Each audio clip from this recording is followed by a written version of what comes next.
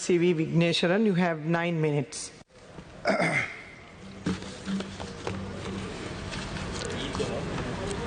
I thank the chairperson for giving me this opportunity to speak on the policy statement made by the President 2 days ago.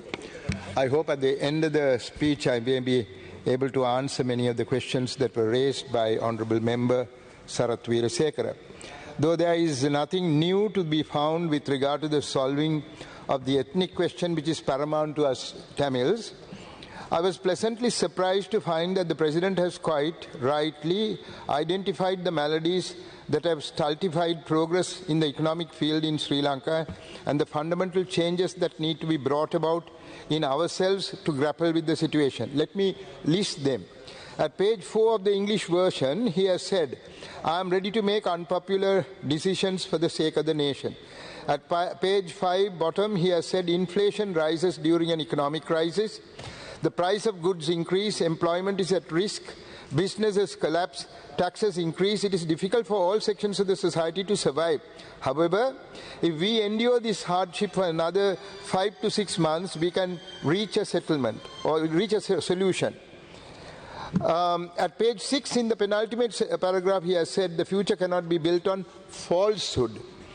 At page 10, he has said, "I try to cure the malady first, after which we can take further measures. We should prioritize curing the ailment." At page 11, he has said, "We neglected economic reforms for the sake of narrow political agendas. The burden of loss-making government institutions was borne by the people. Even the most destitute have to bear the cost of maintaining these institutions." At page 12, he has said it is imperative to stop the practice of directing public investment for political reasons. At page 13, he has said we avoided problems and did not seek long-term solutions. We are all presently experiencing the result of that behavior. At page 13, he further says we are facing an economic crisis which is more decisive than the past conflict in the north and east. At page 18, he has said the traditional politics that we have followed so far is no longer valid. Deceptions made with lies and illusions for political gains are not suitable for the future. At page 18, he has further said, change should begin from within ourselves. We all should change, and that too should be for the betterment. As politicians, we should change for the better. At page 24, he has said, we all have to change our lifestyles for the sake of the nation. And finally, 12th one, at page 25, he has said, it is the duty of this House to make them, that is the children and youth, inherit a free tomorrow and a free nation. Madam, all these are noble words, words emanating from a matured mind. When politicization of the civil service and administrative service took place in this country, there were warnings from concerned persons.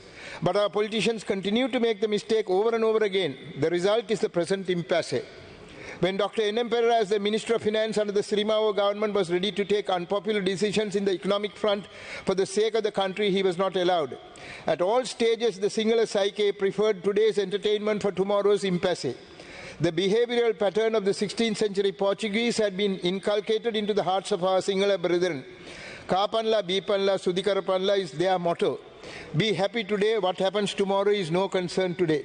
If only the Tamil civil servants or Tamil-speaking higher officers from the north and east were allowed to direct affairs from our departments, the motto would have been different. Save today for tomorrow's entertainment would have been their chorus. There was a happy blend of our basic characteristics during the time of the British, but with the steady outflow of senior Tamil public servants, the attitudes among our public servants left behind changed for the worse. Our politicians saw to it that they changed. His Excellency's clarion call for fundamental changes in our perception gives us hope. But as a Tamil Member of Parliament representing the Jaffna district, I must say I am disappointed. Despite many promises, nothing substantial to ameliorate the conditions of the Tamil-speaking people of the North and East has been included in the policy statement. The promised release of Tamil political prisoners has not taken place. Except for 100 acres, the balance 3,000 acres of people's lands have not been returned to the people. 60,000 acres of state land still remain in the hands of the military. The transferring officers posted to the Chief Secretaryship of the Provincial Council, nor the post of Provincial Health Director have not taken place despite more senior officers being there in the northern province. The release of lands by the departments, though promised, has not seen the publishing of the relevant gazette notifications. Army's presence has not been curtailed. The reason seems to be an inbuilt fear and suspicion about the Tamils of the north and east in the minds of not only politicians and public officials, but even religious dignitaries like the Venerable Mahanayaka Theros. Until and unless such inbuilt suspicions are removed, this country cannot progress, not only economically, but socially and politically too. Many of you, my dear colleagues, and especially Sarat, my friend, may have read the open letter I addressed the Venerable Mahanayaka Theros with regard to their recent statement on the 13th Amendment.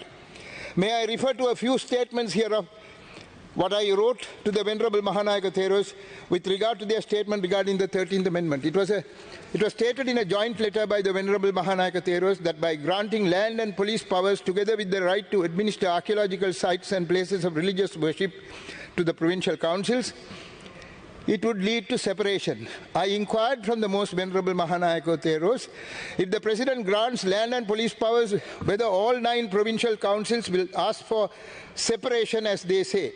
If that be so, I ask, then why not? After all, there are 20 cantons in Switzerland, and Switzerland is smaller than Sri Lanka in area. We could have a confederation like in Switzerland, allowing every province to function independently and separately subject to certain rights of the centre.